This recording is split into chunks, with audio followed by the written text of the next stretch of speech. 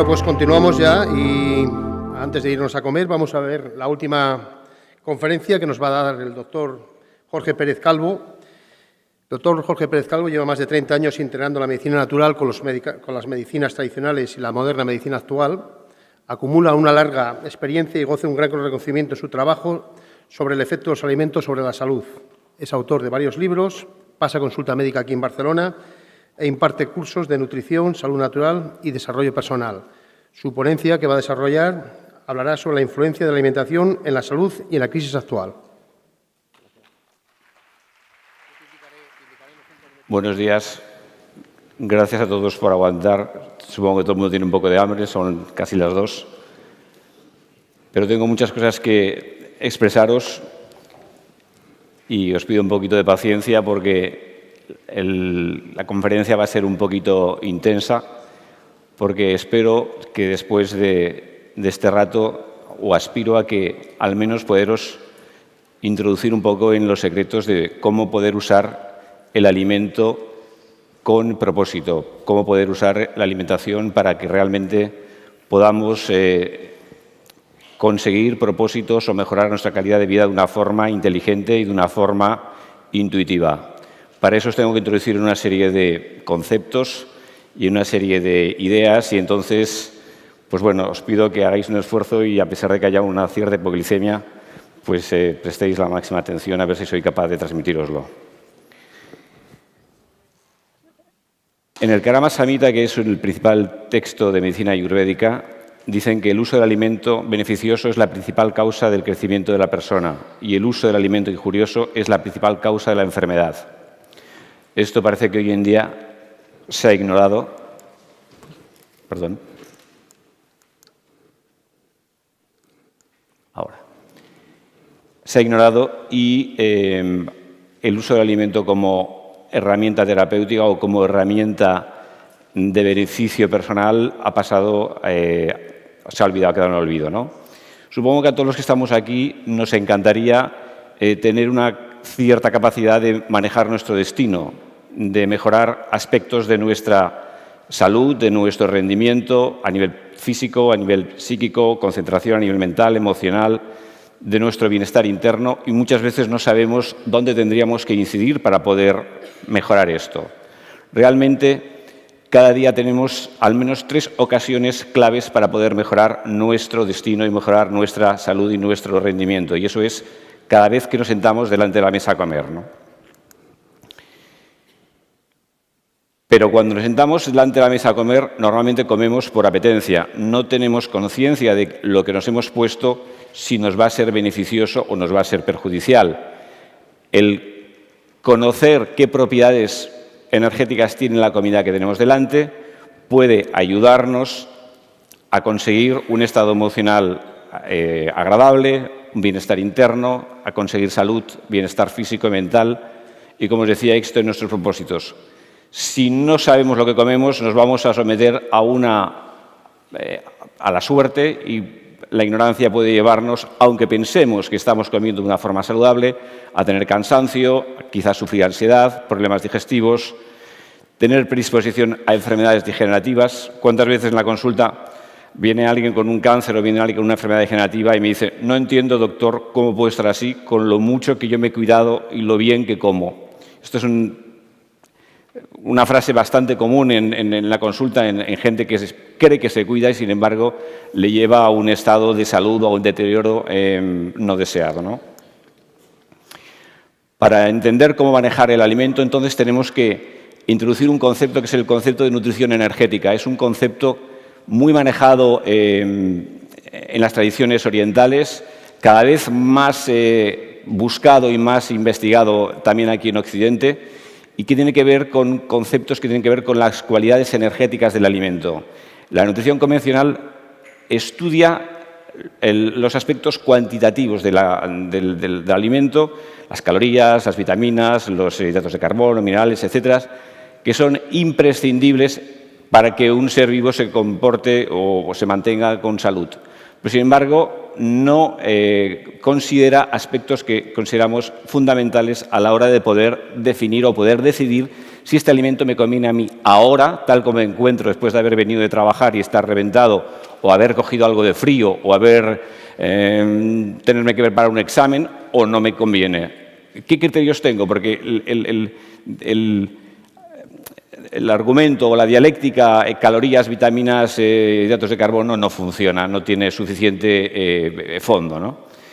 Entonces entramos en el concepto de nutrición energética y en lo que llamamos las propiedades energéticas de los alimentos, que en distintas culturas, India, tibetana, china, japonesa, oriental, desde hace muchos milenios manejan y que son además muy fácilmente comprensibles y muy prácticas y resolutivas cuando se usan.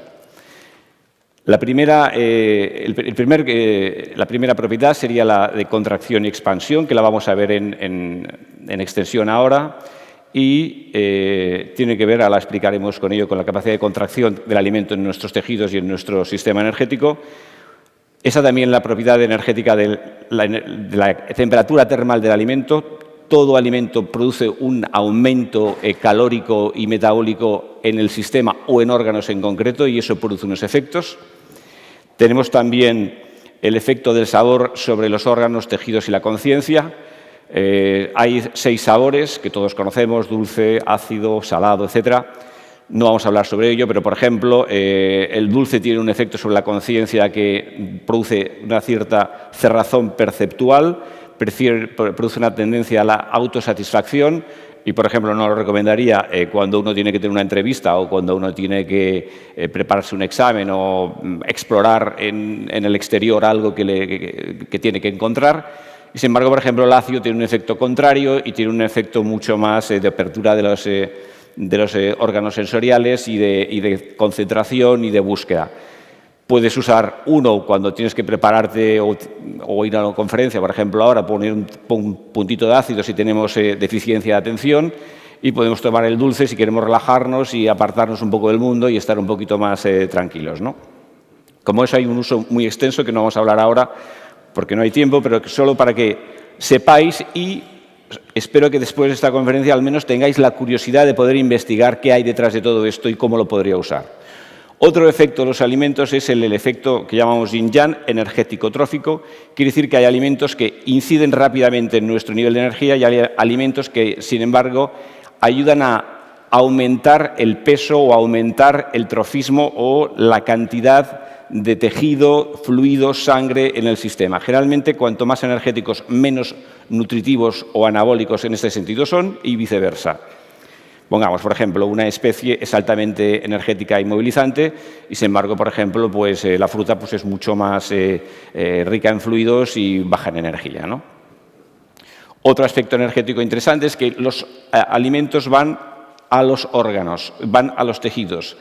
Cada alimento tiene una tendencia hacia ir a una serie de órganos, a una serie de tejidos, y usamos ese trofismo cuando queremos potenciar, pues si una persona tiene, por ejemplo, una deficiencia de energía a nivel de los riñones, con una cistitis de repetición o con un cansancio crónico desde hace tiempo, con falta de líbido, etcétera, pues vamos a dar cereales como, por ejemplo, el mijo, la quinoa, el trigo sarraceno, que son altamente energetizantes del riñón, y no vamos a dar otros cereales a lo mejor que no son tan efectivos a nivel riñón como podría ser a lo mejor, pues, ¿qué te diría yo? Pues, como por ejemplo, el centeno o, por ejemplo, el trigo, ¿no?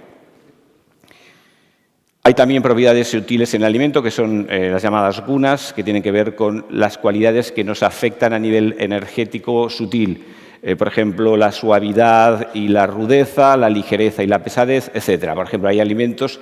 Si una persona es ruda en sus formas, pues va a evitar alimentos que sean de energética ruda. Por ejemplo, pues si una persona es muy brusca o quiere sencillamente meditar, por ejemplo, la meditación requiere un proceso de absorción de la energía y de interiorización, y lo que es rudo no ayuda a que la energía se interiorice bien en los canales y en los meridianos internos. Por lo cual no nos interesa tomar alimentos rudos. Por ejemplo, crudos, cuando queremos hacer un ejercicio de meditación e interiorización, no es lo adecuado. O pan integral de alto grado de de integralidad del 95 es rudo y no nos interesaría porque puede producir un cierto roce, una cierta violencia a la hora de interiorizarte. Sin embargo, si por ejemplo una persona es demasiado pausada y demasiado sutil y quiere un poquito más de movimiento, pues a lo mejor le podría tomar estos elementos, ¿no? También son interesantes considerar la acidez y la alcalinidad, porque el cuerpo necesita vivir en un medio alcalino y la sangre tiene que ser ligeramente alcalina y si no, estamos cansados.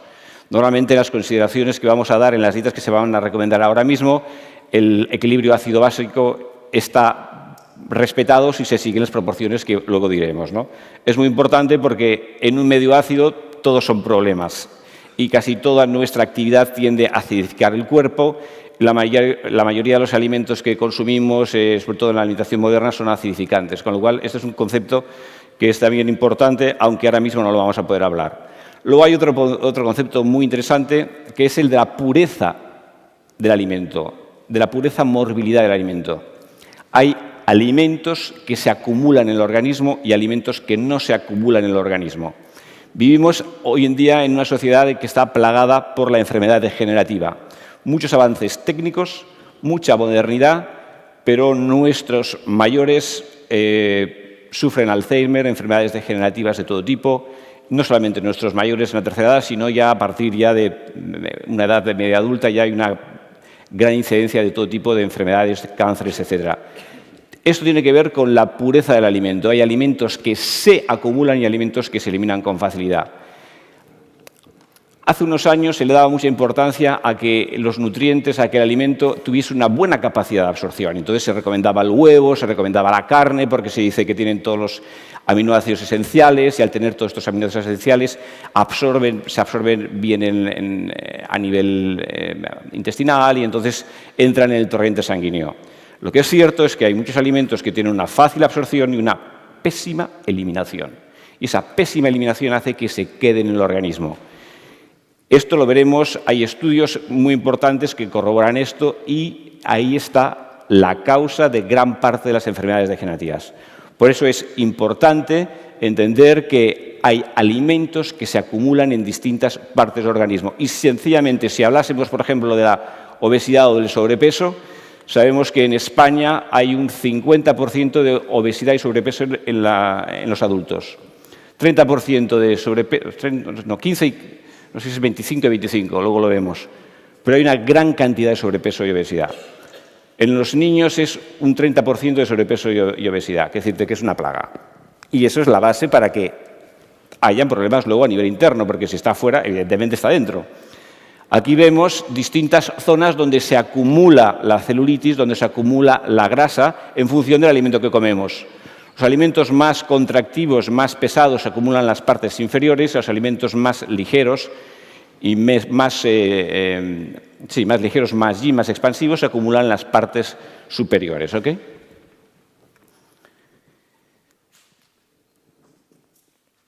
Así, si consideramos estas y otras propiedades que ahora no nos da tiempo de hablar, podemos tener una gran información a la hora de poder elegir qué alimento nos ponemos en la mesa.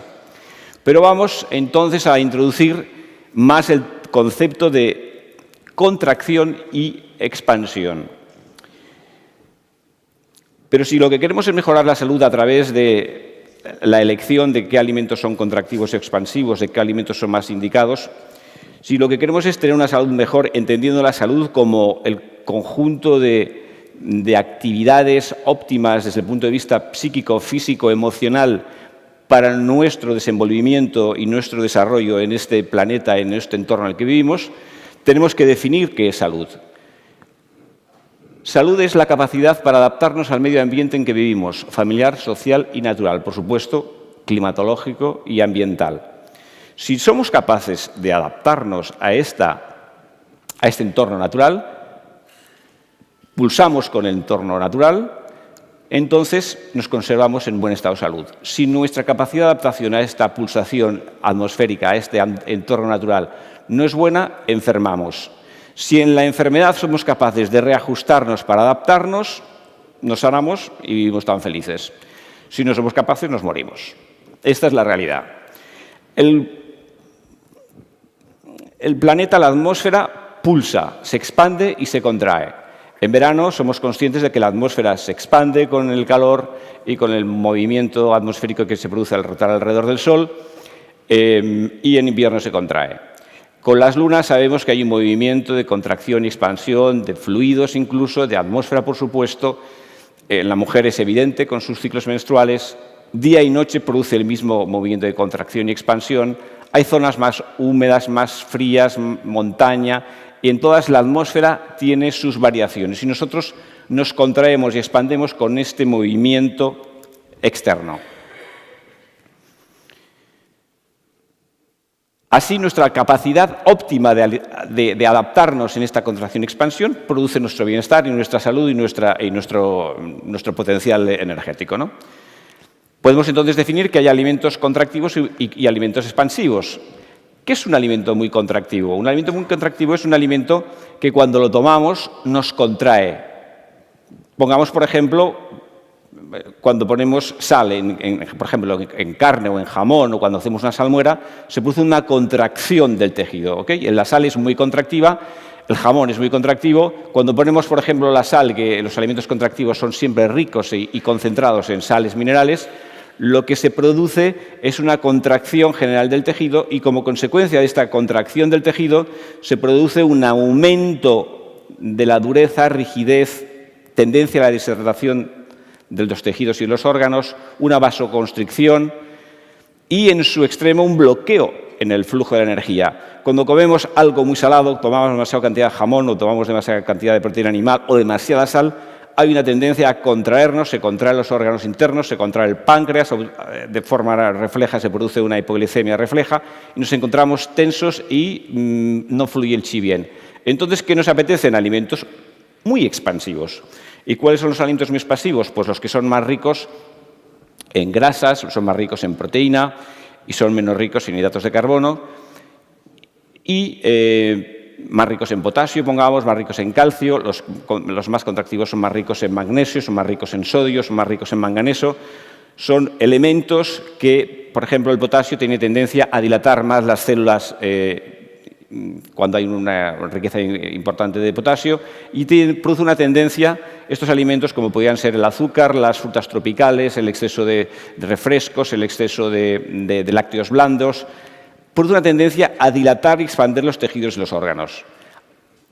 Acumulan líquidos y grasas, ablandan, bajan el tono general energético, producen vasodilatación y falta de intensidad en el flujo de energía. Y lo curioso es que el uno atrae al otro. Siempre cuando tomamos un alimento contractivo, nos va a apetecer tomar luego un alimento expansivo. Nos guste o no nos guste, queramos o no queramos, es inevitable. Como por ejemplo, que si tú comes carne, te apetece luego tomar un postre azucarado, un postre dulce. Si has comido esto, a lo mejor antes de cenar, pues te apetece tomarte unos taquitos de jamón, porque el efecto del azucarado es difícil de compensar exactamente con el efecto muy expansivo y el muy contractivo. Son muy difíciles de equilibrar realmente, porque por eso son extremos. Y entonces te va a apetecer tomar un poquito de jamón. Si tomas jamón, automáticamente lo vas a acompañar de un poquito de vino, que es muy expansivo. Tenemos a la izquierda los alimentos que son muy contractivos y a la derecha los que son muy expansivos. El vino luego nos va a apetecer para cenar, pues, un poquito de tortilla, una tortillita, y la tortillita, para luego quedarnos relajaditos, nos pedirá pues algo de chocolate. Y constantemente estamos siempre compensando un extremo con otro extremo. ¿Cuáles son los alimentos muy contractivos? A saber, pues,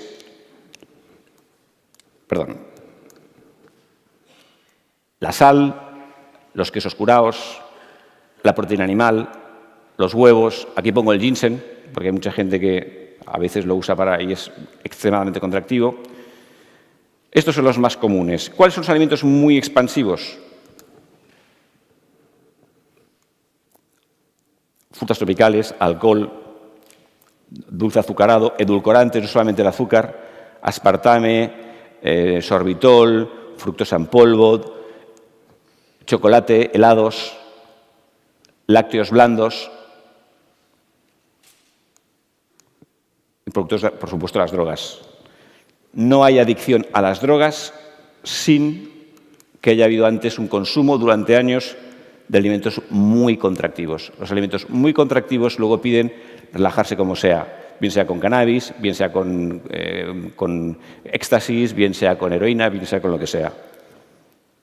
Nosotros hemos tenido experiencia en gente con esta habituación, con adicciones, y cuando cambian la alimentación y dejan los muy expansivos, ya la tendencia natural que tienen hacia la droga baja de una forma muy significativa. ¿Ok? Aquí vemos un cuadro general de lo que serían los alimentos clasificados entre muy contractivos a la izquierda en rojo, muy expansivos a la izquierda en azul, alimentos menos contractivos, ponemos aquí lo que es el pescado, que curiosamente es un alimento que es poco acumulable, lo que hablábamos de la pureza anterior, es poco acumulable en el cuerpo, se elimina con facilidad. El pescado salvaje, evidentemente, no piscifactoría. Y alimentos menos expansivos, tenemos la fruta de temporada y de cercanía. Si queremos adaptarnos al medio ambiente en que vivimos, tenemos que tomar el alimento que nos es próximo y tomarlo en el momento, lo que crece en el momento. Y aquí tenemos menos expansivos, pero siendo todavía expansivos, lo que son las verduras, desde las verduras redondas, que son más contractivas que las de hoja o de tallos, y las zanahorias, que son las más contractivas de todo. Los que van en raíces son las más contractivas, las más compactas, zanahoria, cebolla, etc. Las redondas son las segundas más contractivas, y a medida que van subiendo hacia arriba, tienen más expansión, son más expansivas y por un efecto más relajante. Son más tonificantes, entonces, las que van debajo de tierra. O sea, una zanahoria tonifica más que una acelga, por decirlo de alguna manera, ¿ok? Es más energetizante. Y la acelga o el apio o la judía verde es más relajante. Usaré, si quiero tener energía, más la zanahoria que no la judía verde. Evidentemente, la judía verde la vamos a usar para relajarnos, no tanto como para tonificarnos, ¿ok? Y de los alimentos, digamos, más energéticos y más centrados están los cereales integrales y luego las legumbres, que van a ser la fuente general más importante de proteínas, ¿ok?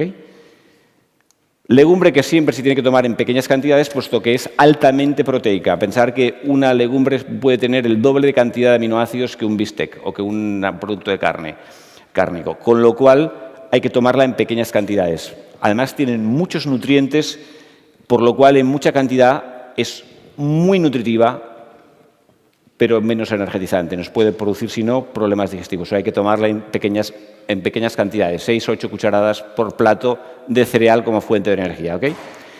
Y en esta dimensión, más o menos esto es lo que comemos todos,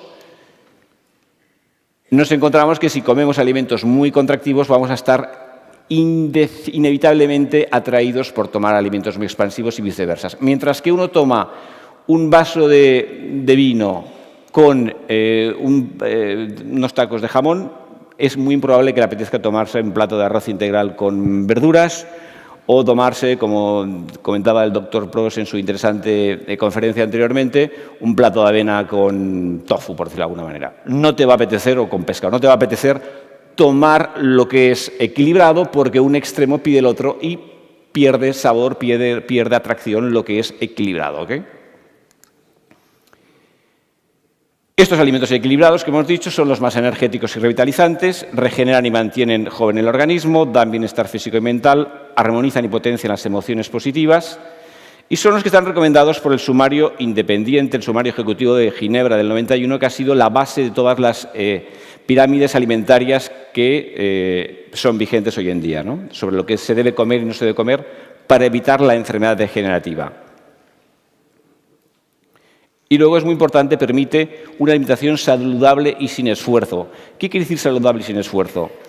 Es cierto que aparentemente puede parecernos muy duro dejar la carne si estamos acostumbrados a comer carne, pero si dejas también el azúcar y dejas también el alcohol y dejas también los lácteos blandos, por decirlo de alguna manera, algunos de los productos extremogin que estés tomando extremadamente expansivos, es muy fácil dejarlo, porque si no tomas carne no te apetece alcohol, si no tomas alcohol no te apetece pollo, si no te tomas pollo no te apetece azúcar, si no te tomas azúcar no te apetece queso duro, si no te tomas queso duro o huevos no te apetece chocolate. Entonces, lo que te ponen delante, el arroz, las legumbres, el pescadito, la ensaladita, la frutita, te apetece porque es lo que naturalmente el cuerpo te pide.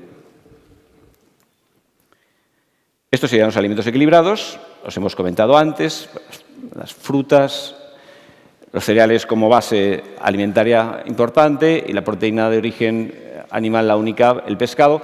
El tema del pescado, si se tienen problemas digestivos, y yo diría que el 60-70% de la población tiene un déficit digestivo o un déficit energético, que es lo mismo hoy por hoy, tiene que tenerse entonces cuidado con lo que son crudos. Si no hay problemas digestivos, entonces se pueden tomar crudos. El tema del pescado, como decía, es una buena fuente de proteínas y si se tienen problemas digestivos, tomarlo blanco en vez de azul. Es mucho más digestible. Siempre tiene que ser salvaje y se toma en pequeñas cantidades, no en grandes cantidades, ¿ok? El tema de los metales pesados se da sobre todo en los peces que son depredadores, sobre todo los pescados azules grandes como el atún o como el pez espada, que no se recomienda tomar de forma habitual.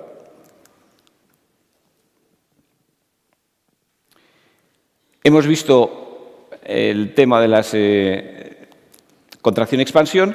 Vamos a hablar ahora de la propiedad termal del alimento, que es el otro parámetro interesante. Y es que el alimento constantemente nos está calentando o enfriando. Hay alimentos que son muy calientes, como son el ajo, las especies, el alcohol. Intuitivamente lo sabemos. El ajo, aunque lo pongamos en el congelador, lo sacamos, lo comemos y nos pica la lengua. Las carnes en general, el pollo, los huevos, los fritos, la cebolla cruda. Estos son alimentos muy calientes. Y es importante reconocerlos porque producen síntomas de calor en el cuerpo. Recuerdo en una ocasión un paciente que me venía con unas hemorroides muy inflamadas, y sangrantes y muy inflamadas, y me decía: doctor, no entiendo cómo me pasa esto si me tomo un ajo cada día. Pues bueno, es que evidentemente el ajo es muy caliente. Si te está inflamando, no tomes tan caliente porque probablemente vas a acelerar el problema, lo vas a agravar, ¿no? Por otra parte, tenemos alimentos fríos y que si tomamos estos alimentos fríos nos vamos a encontrar con una sensación de destemplanza, de frío interno, de pesadez en las piernas. Pacientes que dicen: doctor, yo es que aunque me ponga mantas, aunque haga calor fuera, aunque estén todos los de mi familia con la calefacción y en camiseta, y yo me tengo que abrigar porque tengo un frío interno que no sé cómo quitármelo de encima. Esto está causado generalmente porque se abusan de alimentos fríos o frescos. Ojo, porque claro, la naturaleza es muy sabia. Si estamos en verano, nos apetece tomar alimentos frescos. Si estamos en invierno, nos apetece tomar alimentos tibios o calientes. Y de forma natural, la tierra da lo que es propio en cada momento. Hoy en día, con la revolución industrial a nivel alimenticio, tenemos alimentos fríos en invierno y tenemos alimentos calientes en verano, con lo cual hemos perdido ese instinto natural de lo que nos es propio para adaptarnos al clima que nos envuelve. Entonces, abusamos muchas veces de los alimentos fríos por conceptos nutricionales. Nos venden en la televisión que si el yogur es tan fenomenal para todo, que si la leche es tan importante para los huesos, con lo cual estoy completamente de acuerdo con el doctor Pros, que si la fruta es una fuente de vitaminas y proteínas y que tiene tanta vitalidad y que hay que tomar mucha fruta. Bueno, tiene que tomar mucha fruta la persona que tenga mucho calor interno. Pero si te hinchas de fruta, lo único que vas a tener es frío y problemas energéticos y digestivos. Especialmente si la tomas en invierno. Si nosotros ahora salimos, decirme cuánta fruta vais a encontrar en cualquier huerta o en cualquier lugar. No hay fruta en ningún lado, ¿verdad?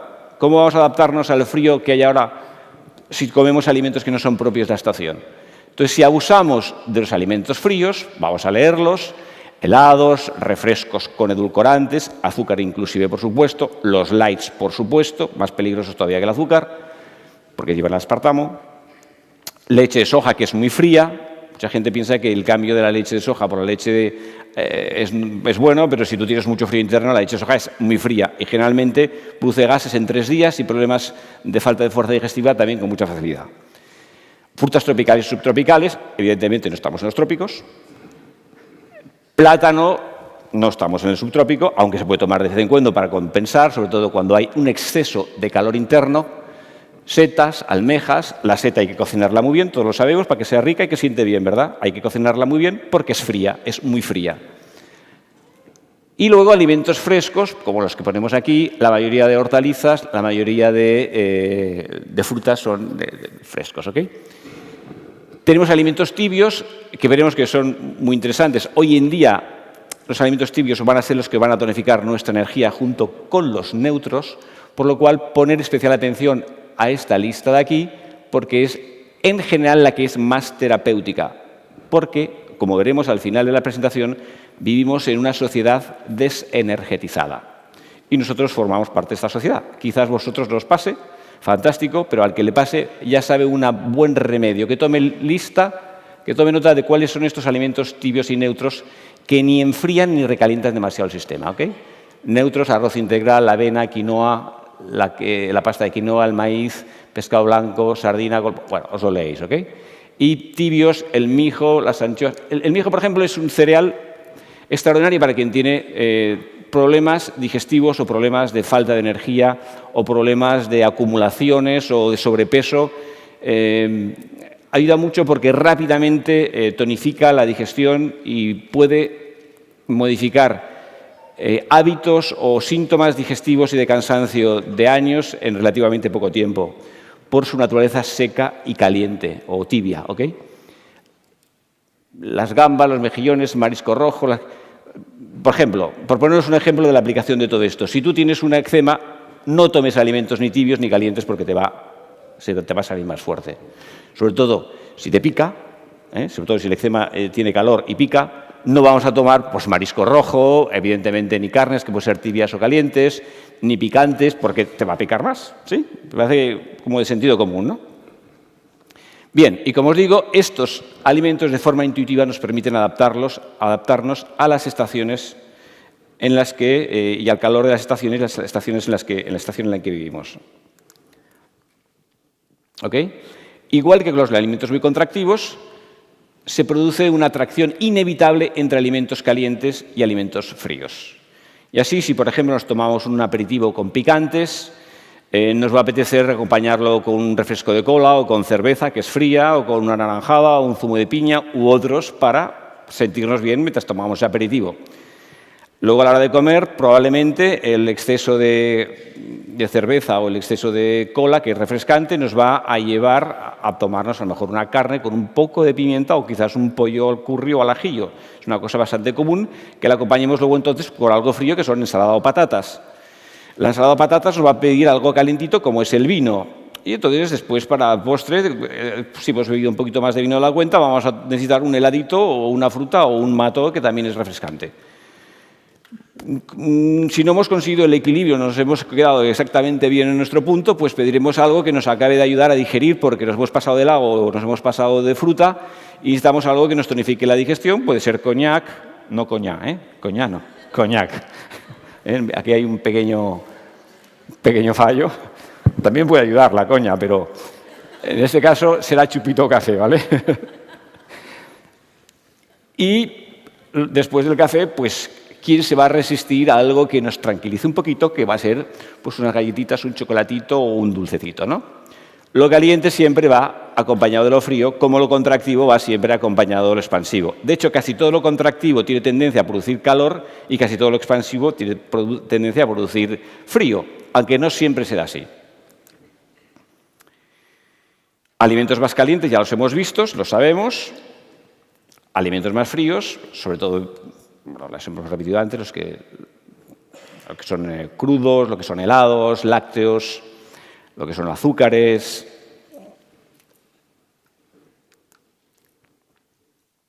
¿Y por qué es tan importante a día de hoy en mí, aquí, estado sentadito, sentadita, este rollo que me está pegando este señor? ¿Por qué es tan importante? Pues porque la mayor parte de las situaciones de disconfort o problemas que tenemos de salud tienen que ver con una mala distribución del calor y el frío en nuestro cuerpo.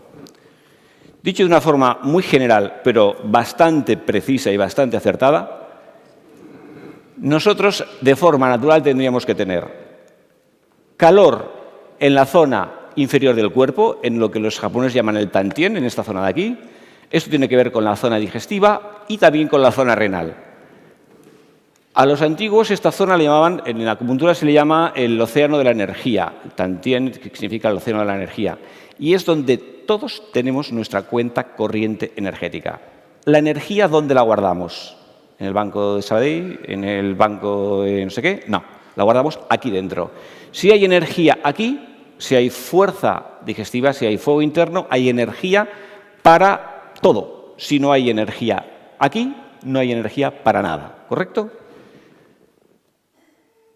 De la misma manera, de forma natural, arriba tiene que haber frescor. En la zona cardíaca, en la cara, se aguanta bien el frío y debe haber frescor. ¿Qué sucede cuando esto...? Y tiene que haber frescor por algo evidente, y es que el calor va para arriba, el frío va para abajo, se mezcla bien en los meridianos, los canales de energía, y entonces la energía fluye, el flujo energético en el cuerpo es el adecuado. Hay una mezcla entre frío y entre calor, ¿ok? ¿Qué sucede cuando esto se invierte? ¿O qué sucede cuando a nivel de nuestro fuego interno lo perdemos? A base de tomar alimentos fríos o a base de un exceso de cansancio, de un exceso de bebidas frías o de refrescos o de azúcar o de lácteos o de crudos o de una alimentación inadecuada, poco energetizante o de dormir poco, etcétera. Nosotros vamos agotándonos y vamos vaciando nuestra reserva de energía interna a nivel abdominal. Sucede que entonces aparecen un montón de síntomas que todos conocemos. Cansancio, digestiones pobres, hinchazón de barriga, flatulencias, apetito disminuido, nos dormimos después de las comidas, a veces heces blandas o mal formadas, o tendencia al estreñimiento, frío o pesadez en las piernas y en la zona abdominal, acumulaciones en la zona abdominal o en las piernas, celulitis, sobrepeso y a nivel mental, muy importante, cuando no hay energía en la zona abdominal hay ideación mental lenta. La capacidad de memorización, de concentración, de aprendizaje cuando intentamos aprender una cosa es muy baja. Leo y no me entero de lo que he leído, ¿no? A todos, seguro que a todos aquí nos ha pasado alguna vez, o nos pasa. Sabemos entonces que lo que nos está pasando es que tenemos el fuego interno bajo, ¿ok? Y ya sabemos qué alimentos lo producen y qué alimentos tendríamos que tomar.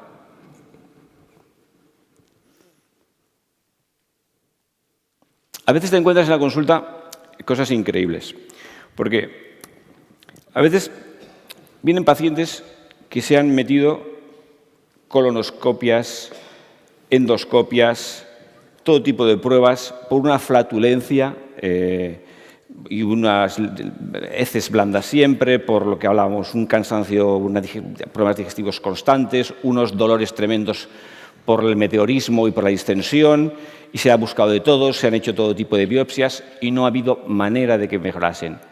Sencillamente, lo que tienen estos pacientes, podríais tratarlos cualquiera de vosotros con éxito, es un exceso de frío abdominal. Cuando se aumenta el calor a nivel abdominal, oh milagro, en muy poco tiempo desaparecen todos estos síntomas y se encuentra mucho más vital, mucho más energético y empieza a hacer una vida normal. Tanto sufrimiento, ¿no?, y tanta prueba para una cosa que puede resolverse de una manera tan fácil y tan simple, ¿no? ¿Qué patologías están relacionadas con esto? Pues los prolapsos rectales o uterinos. Todo lo que cae quiere decir que no hay fuerza abdominal. Como no sube la energía hacia arriba, caen los pechos, cae el útero, cae la matriz, hay fatiga crónica. Todas las fatigas crónicas tienen un déficit crónico de frío interno y se curan muy fácilmente.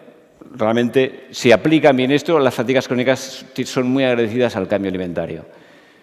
los colones irritables, las colitis inespecíficas, la hernia de hiato, no es más que una distensión de la zona de todo el estómago. Hay un exceso de expansión producido por alcohol, producido por frutas, producido por azúcares, producido por una alimentación no adecuada, crudos a veces.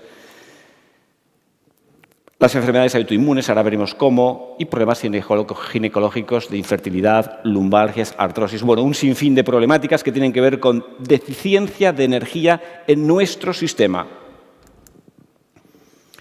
También lo que tiene que ver con la deficiencia de energía, no en relación solo con el sistema digestivo, sino con nuestro sistema urogenital o riñones.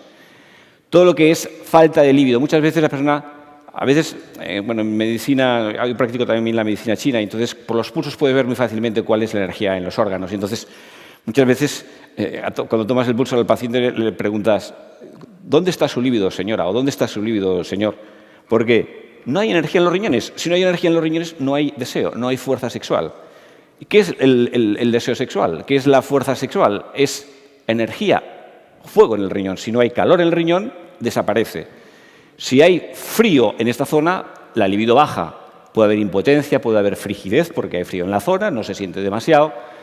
Y puede haber una cosa que es muy común. Hay gente que no sabe qué hacer, da 1000 vueltas porque hace pipí muchas veces, no sabe cómo parar. Siempre tengo que hacer pipí, no sé cómo parar. Sencillamente lo que tiene es demasiado frío a nivel abdominal, ¿ok? También, pues, lo que son problemas de rodillas, de menisco, muchos problemas en la zona de las piernas tienen que ver con esta falta de energía a nivel abdominal, a nivel renal, ¿ok?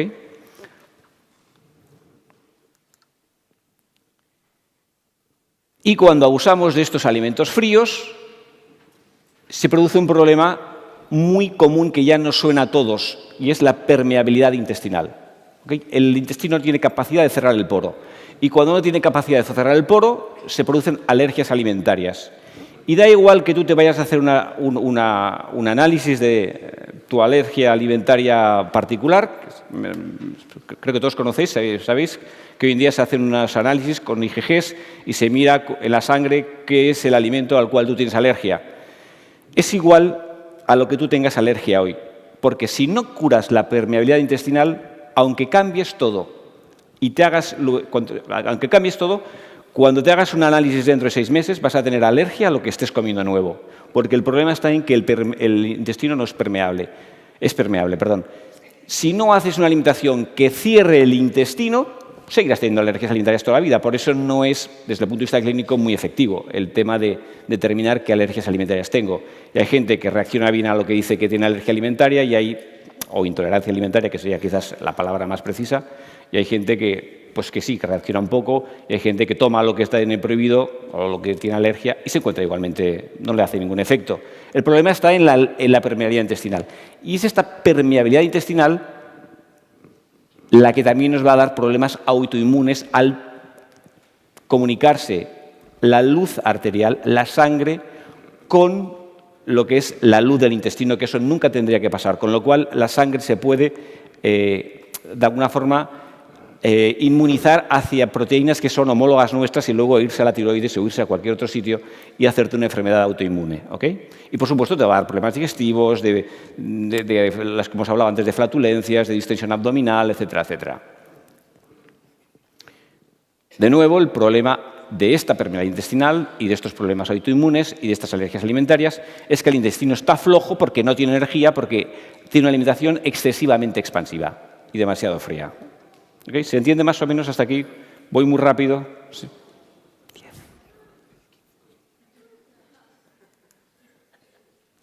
Bueno, lo que tendríamos que evitar, redundando un poco lo que os he dicho, son refrescos, cervezas, si tienes esta problemática de falta de energía, frutas, zumos, lácteos, los alimentos y bebidas frías o muy expansivas, gluten en general porque es difícil de digerir, no porque sea malo. Si se cocina muy bien, mucha gente viene con intolerancia al gluten y después de 3 o 4 meses de cambio dietético está tomando seitán y les encanta, les siente perfectamente bien. Seitán es gluten puro. La cosa está en que la fuerza digestiva se ha recuperado y el seitán está muy bien cocinado para que sea muy fácil de digerir. Y carnes y embutidos los solemos evitar porque son muy difíciles de digerir y por todas las razones que hemos dicho antes. ¿Okay? Y evitaríamos todos estos alimentos fríos que habíamos comentado, helados, refrescos, leche de soja, kéfir, frutas tropicales, sandía, etcétera, etcétera, lácteos en general. ¿Sí? La otra situación que comentábamos antes, cuando hay un exceso de calor en la zona superior del cuerpo. Mirad, cuando tenemos calor en la zona superior del cuerpo, tenemos síntomas muy conocidos por todos. Ansiedad. Es calor aquí. Doctor, tengo como una ansiedad, es como algo que me oprime. Esto es calor y sequedad en la zona precordial. Insomnio. Más calor y más sequedad de lo normal. No me permite descansar. Por demasiado calor en el corazón. Pesadillas. Continuo mental hiperactivo. La energía sube, sí, continuamos para la cabeza. La energía sube hacia arriba, agita el continuo mental y produce a veces tendencia incluso a que la facies esté rubicunda, como en los hipertensos, que también es por exceso de calor, o en la cuperosis, sube el calor para arriba. Exceso de calor subiendo hacia arriba. Alopecia, caída de pelo, etcétera. Pues es muy importante, ¿no? Porque ¿quién de aquí no tiene ansiedad? ¿Quién de nosotros no tiene ansiedad de vez en cuando? ¿O quién de nosotros no le cuesta dormir de vez en cuando? Exceso de calor en la zona superior. Claro, el exceso de calor en la zona superior de forma crónica, combinado con una alimentación rica en grasas animales o en azúcares, puede producir, precisamente porque estoy ansioso, porque estoy angustiado, porque no descanso bien, porque tengo un exceso de agitación mental, problemas de conducta. Exceso de calor en esta zona puede hacer que no nos comportemos de una forma adecuada. ¿Por qué? Porque es que además, cuando tenemos exceso de calor aquí, siempre hay exceso de calor en el hígado. Porque el hígado es como una especie de parrilla que tenemos que está debajo del pulmón y del corazón y está haciendo un montón de reacciones enzimáticas por minutos, se calienta con facilidad. Es un órgano muy sangriento y tiene mucha sangre para no calentarse demasiado. Y cuando está caliente porque la dieta no es adecuada, generalmente la dieta pobre en energía hace que la digestión sea pobre, como hemos dicho antes, y esta falta de energía digestiva hace que no se haga suficiente sangre. Y al no haber suficiente sangre, se produce calor en el hígado y al producirse calor en el hígado, tate como propina siempre calor en la zona superior y alteraciones. Esto, de forma crónica, puede dar problemas de agresividad, puede dar problemas conductuales, problemas de tipo mental. Es muy interesante porque este libro cuenta, el del profesor Cushy, cuenta la experiencia hecho en correccionales y en la prisión de Linho, en Portugal, hecho con presos peligrosos. Uno de ellos era el enemigo público número uno, gente muy agresiva y muy peligrosa, a la que se le cambió radicalmente la alimentación por una alimentación vegana, macrobiótica, y cambió por completo su conducta y su manera de comportarse, a tal forma que empezaron a aficionarse a la poesía, se aficionaban a la música, tenían plantas, se aficionaron a la cocina y cambió por completo la forma de relacionarse y el compañerismo entre ellos y demás. Cuando retiraron los alimentos, rogaban y suplicaban que no se los retirasen, por favor. Y es cierto, en la consulta te das cuenta que la gente dice, me da la impresión de que estoy mejor, me encuentro mucho mejor y todo el mundo dice que estoy mucho más simpático y estoy más agradable. ¿Qué alimentos van a aumentar este fuego superior y este fuego a nivel cardíaco y en la parte superior del cuerpo? Pues cebolla cruda, fritos, huevos, pollo, carnes en general, alcohol, especies y ajo. Hay mucha gente que tiene insomnio con ese tipo de cuadro, y un vaso de vino hace que no pegue enojo en toda la noche. Entonces, si alguno de ustedes tiene este problema, obsérvese, si toman especies o se van a un mexicano y si toman especies, por la noche les va a costar mucho dormir, o se van a alterar o van a estar demasiado irritables.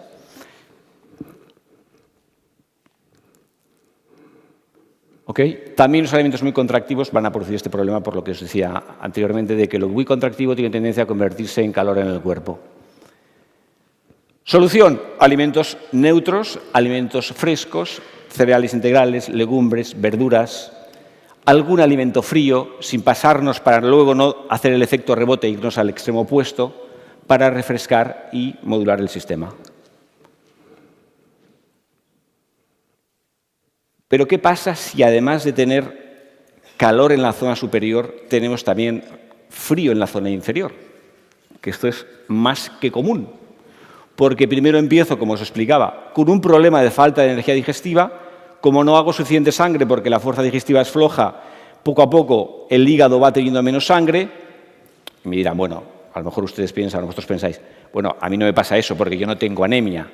A mí me han visto y yo no tengo deficiencia de sangre, a mí el hígado no se me va a calentar nunca. Pero es que eso no es cierto. Tú puedes estar con la sangre completamente normal desde el punto de vista de la concentración, no tener anemia y, sin embargo, tener una deficiencia de sangre muy importante. Entonces, bueno, ¿y esto qué me está usted diciendo? Sí, porque nosotros en las analíticas lo que medimos es la concentración de hematíes por mililitro, no la cantidad total. Uno puede tener muy concentrada la sangre y, sin embargo, muy poca sangre. ¿Por qué? Porque la persona está estresada o lleva ya tiempo con esta problemática y el cuerpo produce lo que llamamos una vasoconstricción periférica. Por el estrés, por la deficiencia de sangre, se contrae la periferia del organismo y los vasos, la periferia del organismo, con lo cual tenemos menos riego en la cabeza, tenemos menos en memoria, la piel, artrosis, problemas de tendones. El cuerpo está mal irrigado y, sin embargo, no tengo anemia. Pero si te tomas los pulsos, hay una deficiencia de sangre. El hígado se calienta. Al calentarse el hígado, me sube el calor para arriba y estoy reventado. Y se me alternan los dos síntomas. Por una parte, estoy agotada o agotado y al mismo tiempo estoy como nervioso y tengo insomnio y no puedo dormir y tengo ansiedad. O tengo una depresión y fases depresivas y fases maníacas, fases depresivas de falta de energía y fases maníacas de un exceso de energía. O las alergias que conllevan un agotamiento crónico y una deficiencia de fluidos y de sustancia en la parte superior del cuerpo con un calor que se manifiesta de la forma alérgica correspondiente, ¿no? O muy típico en las enfermedades autoinmunes en general, en todas. O, por ejemplo, la fibromialgia y la fatiga crónica. Todas las fatigas crónicas no solamente tienen deficiencia aquí, sino que tienen calor aquí. Curar una deficiencia solamente de energía a nivel digestivo es fácil, muy fácil. Curar cuando tienes que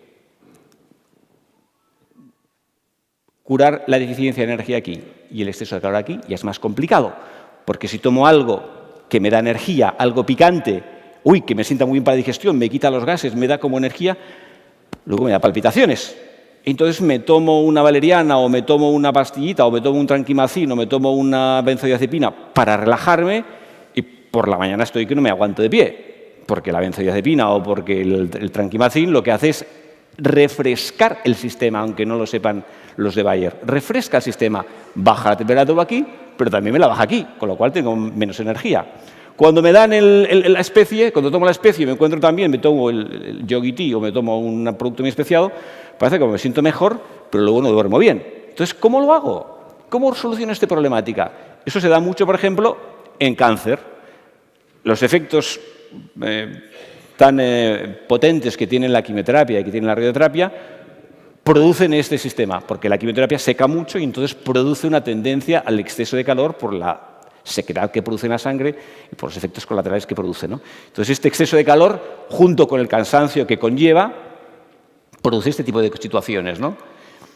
Y también pasa mucho cuando se dan corticoides en enfermedades reumatológicas o en enfermedades de otro tipo. El corticoide produce esta pinza en la cual se encuentra el paciente y no sabe cómo salir de ello, porque me dan una cosa para algo, para el cansancio, y me tienen que dar otra cosa y me estropean algo. Entonces me arreglan esto y me estropean lo otro. No sé si entendéis lo que... Estoy deprimido. Por la noche me dan un tranquilizante y por la mañana me dan el antidepresivo para subirme. Y tengo que ir de una punta a otra. Y en esa movida me muevo y estoy estancado, ¿no? ¿Qué hacemos entonces? Dar una dieta equilibrada. No se pueden dar extremos. Por eso los pacientes, por ejemplo, con cáncer, que cuando cambian la alimentación, se encuentran muchísimo mejor porque no damos alimentos muy contractivos ni alimentos muy expansivos, damos estos alimentos que además son los energetizantes y los más nutritivos, con gran diferencia, y evitamos los alimentos extremadamente calientes y damos solamente alimentos neutros, porque el neutro va a calentar al frío y va a refrescar al caliente, ¿correcto? ¿Sí? ¿Se entiende?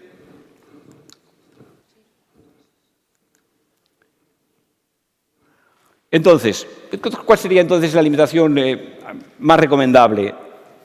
Para llevar y en general como preventiva e incluso como terapéutica, si no sabemos mucho sobre medicina natural, si no sabemos mucho sobre energética del alimento, ¿cómo podríamos comer para tener un buen estado, buen nivel de energía digestiva, tener la parte de arriba refrescada y demás? Bueno, pues curiosamente esta forma de alimentarnos es la misma que recomienda la Organización Mundial de la Salud en su sumario ejecutivo independiente, porque lo hizo una serie de investigadores y de organizaciones independientes de todas las, digamos, coacciones que pudieran haber de tipo lobbies y de tipo multinacional. Hicieron un sumario ejecutivo que luego es el que se ha usado como base de todas las pirámides alimenticias occidentales y que viene a decir muy parecido. No dicen el cómo, no explican todo lo que hemos comentado, pero viene a decir que lo que hay que comer es un 50% de cereales integrales, preferentemente, si es posible, en granos o en compost como pueda ser la avena, pero cuanto más entero esté el alimento, cuanto más entero en el sentido de que mejor mantenga su integridad, mejor, porque de alguna manera no es lo mismo comerte un grano, pongamos, de quinoa, que si antes de hervirlo lo pongo, me va a germinar, o si está hecho una harina o está hecho un copo, que eso ya ha perdido y ha tenido una oxidación, aunque mínima, pero ha perdido su forma, ¿no? Aristóteles decía que la esencia radica en la forma. Es cierto que si desintegras el cereal, el grano pierde un cierto poder, ¿no? Pero puedes usarlo en forma de panes, puedes usarlo en forma de copos, puedes usarlo en forma de pastas, etc. Cereales integrales en grano. Fijaros que se habla de verduras un 20% aproximadamente, crudos un 5%, proteínas estamos hablando de un 15%, preferentemente de origen vegetal, y semillas, aceites de primera presión, algas, sal, sopas, etcétera, frutos secos, un 5% aproximadamente. Esto es lo que la pirámide alimenticia, como os he dicho, nos demuestra. Cantidad de cereales integrales, cantidad de verduras y picles, picles es una verdura fermentada, legumbres, proteínas vegetales, y ya de uso semanal o ocasional tenemos más la fruta, dependiendo de la estación, evidentemente, pescados, semillas, frutos secos y de forma menor lácteos fermentados y carnes, huevo, pollo. O sea, carne, pollo, cuanto más frío es el entorno, cuanto más frío es el ambiente, más proteína contractiva se puede tomar. Los esquimales originalmente comían solo carne y pescado, no había otra cosa, pero lo tomaban crudo. En esas latitudes se tiene que tomar más proteína animal. En nuestra latitud sobra y, como veremos, aquí no se recomienda, en el sumario ejecutivo no se recomienda más, se recomienda ácidos grasos saturados, o sea, proteína de origen animal, lácteos y demás, de un 0 a un 10% de la energía. Y colesterol en dieta, que es el medidor de la proteína animal en el cuerpo, del riesgo que la proteína animal produce de enfermedad en nuestro cuerpo, de 0 a 300 miligramos al día. Esto quiere decir que ya hace tiempo que se han puesto de acuerdo en decir no pasa nada por no tomar proteína animal, no pasa nada. Ahora hay que saber. Por supuesto hay que saber. Sobre todo, no tomar grasas de origen saturado, que son las proteínas animales no marinas, ¿ok? No marinas. Y azúcares libres, fijaros, azúcares libres del 0 al 10%. Azúcares libres son azúcar, pero también puede ser fruta. A veces abusamos de la cantidad de la fruta. Sabemos que hoy en día 1 de cada 2 hombres va a sufrir cáncer alguna vez en su vida. 1 de cada 3 mujeres va a sufrir cáncer una vez en su vida y va a ser tratada por ello.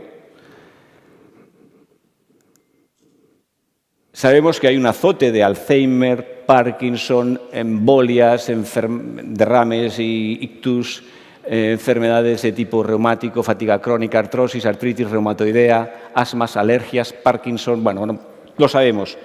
¿Cuál es el método eficiente de podernos proteger contra esta plaga?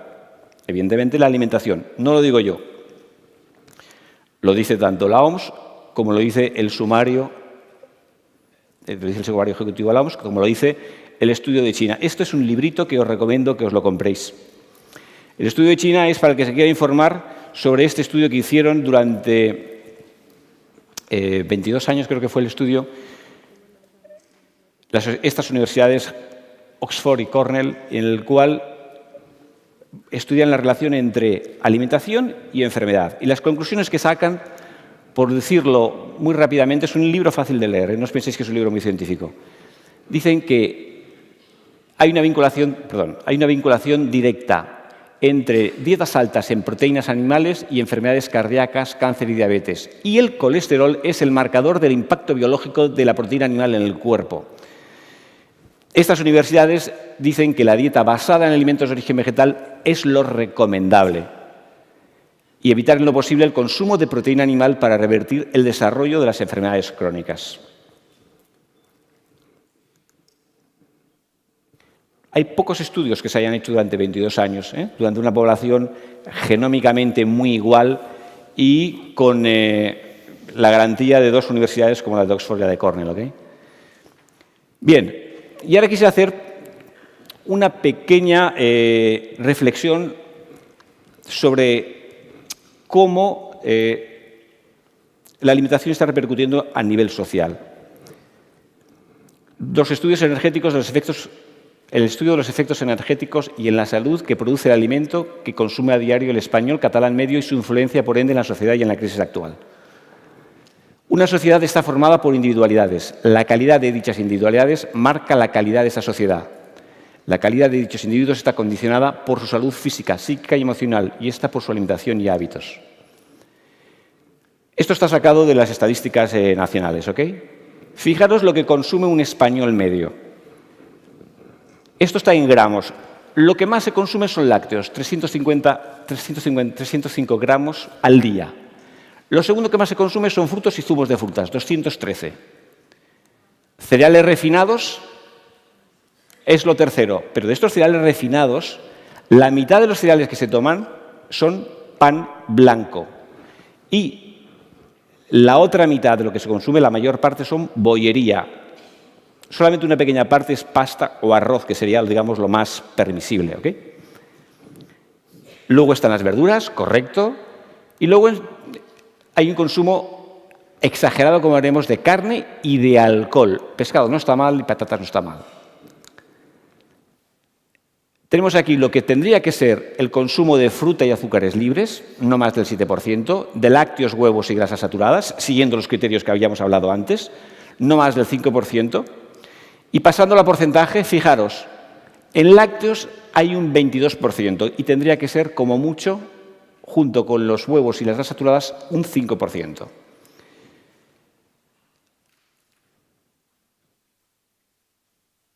Alcohol es un 10% de la ingesta diaria. Y en lo que son el consumo de alimentos de cereales refinados, tenemos que la mitad, esto de aquí, es pan blanco. Y esto de aquí es bollería, peor que pan blanco porque lleva azúcar. ¿Qué lleva el pan blanco? Un montón de químicos. Peróxido de benzoilo, bromato de potasio, hidrato de calcio, lecitina, sulfato de calcio, carbonato de magnesio, fosfato sódico, cloro de amonio, sulfato de amonio. Todo eso no es un alimento, ¿de acuerdo?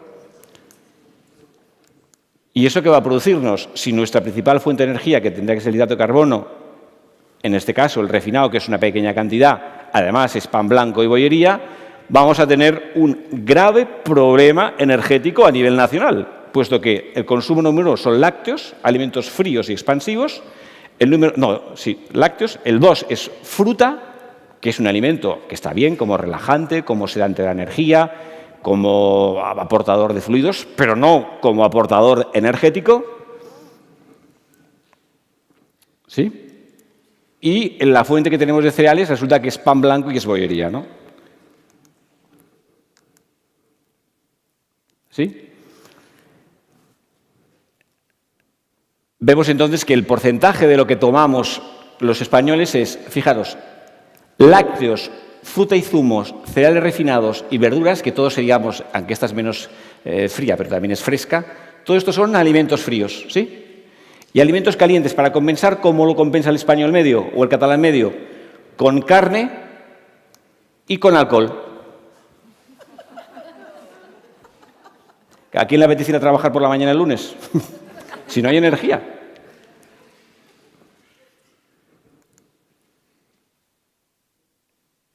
Esto tendría que ser cereales integrales, 50-60%, verduras y hortalizas, 30%, proteína vegetal un 10%, proteína animal un 5%, cereales refinados un 5%, semillas y aceites un 4%, lácteos, huevos, grasas saturadas un 5%. Y esto es lo que es. Y luego el coste de la seguridad social es el coste que es. Y vamos todos con una crisis económica de 3 pares de narices. Y hay un problema de paro de campeonato. Pero bueno, es que qué recursos y qué iniciativas y qué emprendeduría va a haber cuando no hay energía en el sistema. Al fin y al cabo, la sociedad es la suma de todas las individualidades, ¿no? Fijaros que el cereal integral tendría que ser un 50-60% y es solo un 0,1% del consumo medio del español o del catalán. Consumimos un 0,1% de cereales integrales por persona y tendría que ser un 50-60%. ¿Dónde está la energía? El cereal es el carbohidrato, el cereal es la fuente principal de energía. Cuando no comemos carbohidrato o cereal en una comida, automáticamente nos vamos a por el postre. Necesitamos azúcares o hidratos de carbono como sea, aunque sea de mala calidad. Si no hay cereal integral, no hay energía. O hay baja energía. Lácteos y huevos tendría que ser máximo de un 0 a un 7%.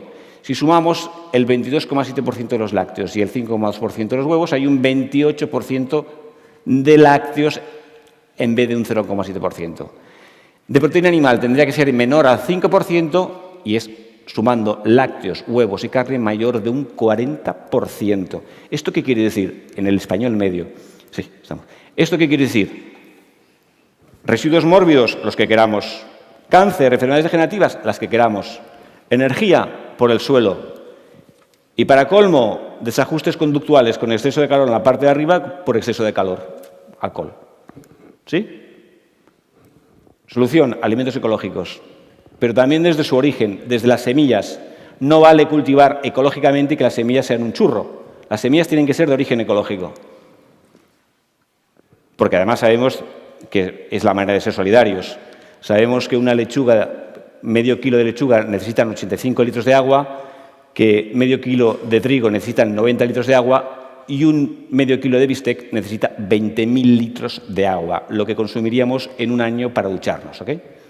También por razones solidarias hay que comer ecológico y remitirnos finalmente, tanto a nivel personal como a nivel social, a comer lo que recomiendan la OMS y el estudio de China y en función de los criterios que os he explicado de contracción y expansión y de calor y de frescor, en estas proporciones, dieta equilibrada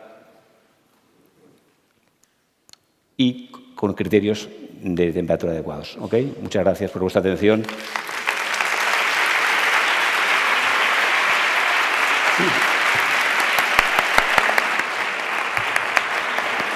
Bueno, no quise ser muy pesado con el tema de la hora, porque veía que la ponencia estaba gustando y estabais todos muy interesados. Quedamos, doctor, si quieres, unos minutitos. ¿Alguien quiere hacer dos, tres preguntas? Es la hora de... Ya nos llevamos media hora de retraso, pero bueno. La tabla de todos los alimentos, ¿la de contracción o la de los frío y calores?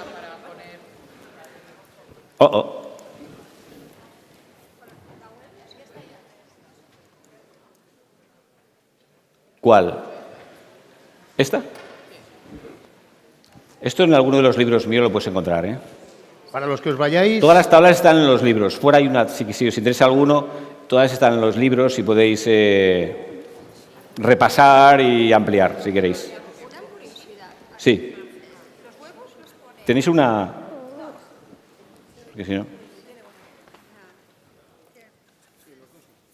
Sí, es una curiosidad, porque el huevo lo pone en el neutro y también lo pone en el caliente. Y igual Sí. es que yo no capto la...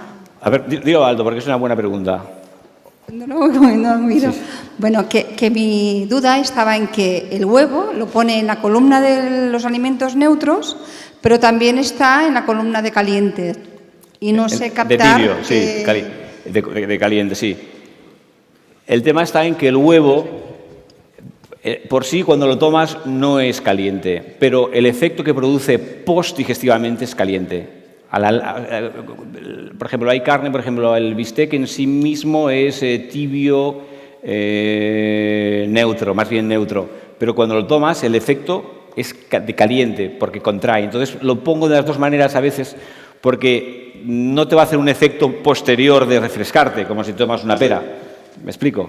Sino que o si tomas un arroz o una avena, no te va, o la avena puede ser, hay gente que la pone en neutro o en tibio. A veces depende del origen del producto, puede ser tibio o puede ser neutro. Pero el huevo, los alimentos contractivos que son neutros producen tendencia a ser tibios luego o calientes en su manifestación. ¿Sí? ¿Por qué? Porque lo contractivo acelera las moléculas y cuando las moléculas se aceleran producen calor. Explicado de otra manera. ¿En qué cantidad y en qué frecuencia tienes que comer al día? ¿El qué? ¿En qué cantidad y cuántas veces? ¿El qué? Los platos así combinados de los neutros. ¿Cuántas veces sería recomendable comer al día y en qué cantidad? A ver, ¿cuántas veces se tiene que comer al día? Depende de la constitución de cada cual y del hambre de cada cual. La gente que viene con mucha deficiencia nutricional de largo tiempo, con calor en la parte superior del cuerpo, con una deficiencia de sangre importante, que es más frecuente de lo que nos podamos pensar, muchas veces cuando recupera la fuerza digestiva necesita comer cada 2 horas, porque estar llenando depósitos. Pero si tú tienes ya un buen nivel nutricional, puede bastarte con 3 veces al día, si tienes una actividad importante. Normalmente yo recomiendo un desayuno, comida y una cena, para que no hayan periodos demasiado largos y puedan haber hipoglicemias, porque hay gente muy activa o gente muy intensa que si no come puede hacer hipoglicemias. Yo creo que 3 veces al día o en casos de deficiencia nutricional de mucho tiempo, de mucho desgaste, pueden ser 5 veces al día. Otra cosa, si eres vegetariano, ¿tienes que subir la cantidad de proteínas vegetales o sigue con la misma proporción es suficiente y se acabó? ¿Cómo? Si eres vegetariano, el 5% de las proteínas animales, si no las tomas, ¿tienes que subir las proteínas vegetales o simplemente con eso ya está? La proporción. Es muy importante tomar proteína, por lo menos como yo lo vivo y como lo llevo haciendo desde hace muchos años, es tomar 2 veces proteína al día. Porque si no tomas 2 veces proteína, preferiblemente siempre de origen vegetal o en gente que tiene mucho desgaste o quiere tomar pescado salvaje en pequeñas proporciones también puede hacerlo, porque el pescado es más fácilmente eliminable por el cuerpo, ¿okay? Y nutricionalmente es muy interesante. Luego también evolutivamente está más lejos del humano que la carne o que los lácteos, entonces cuanto más lejos de la evolución, el metabolismo lo sabe manejar mejor y eliminar mejor, ¿no? Pero si soy vegetariana con 18 años, no hay ningún problema. Yo fui 14 años vegano, o sea que conozco muy bien el tema. No tienes ningún problema para comer, pero tienes que hacerlo bien, porque la flora intestinal se altera según con lo que comas. Entonces, si tomas azúcares o si tomas o si tomas según qué productos que puedan, sobre todo azúcares, que puedan distorsionar la flora, puedes tener problemas con la absorción de algunas vitaminas. Entonces, tienes que hacerlo bien hecho. Y tienes que tomar proteína 2 veces al día, siempre todos. Comida y cena. Y si hay mucho desgaste, o ejercicio físico, deporte o crecimiento, o estás en una fase de lactancia o embarazo, o sea, puedes hacer 2 o incluso desayunos, tentempiés con algún paté vegetal o así que sean también proteicos. Menos de 2 veces proteína al día puede producir deficiencias proteicas. Y más si lo tomas de origen vegetal, que siempre requiere un poquitín más de cantidad de proteína. Y para lo cual es muy importante tener muy bien el sistema digestivo, tener muy en forma el sistema digestivo. Bueno, para todo es muy, muy importante. ¿Ya estamos? Bueno, la última pregunta, la hace rápido, por favor.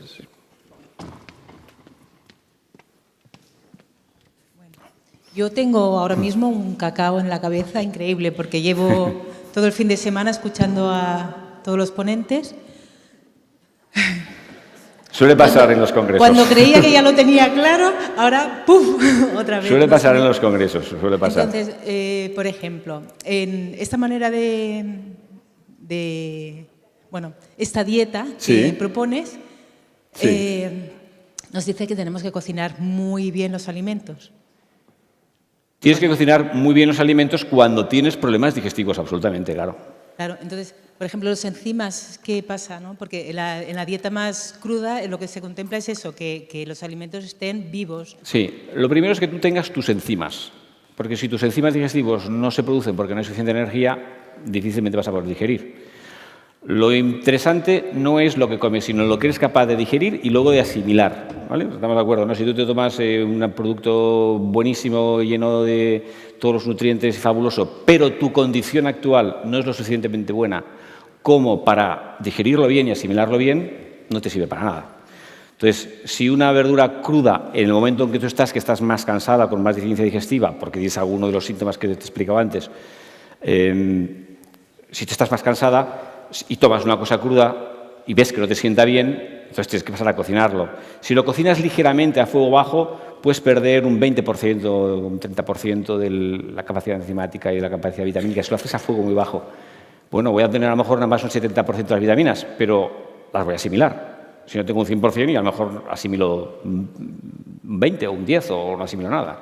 Entonces está en función de tu condición. Si estás en verano y tienes una condición digestiva, un fuego digestivo fuerte, puedes comer más crudos. Eso te lo va a indicar tu mismo metabolismo.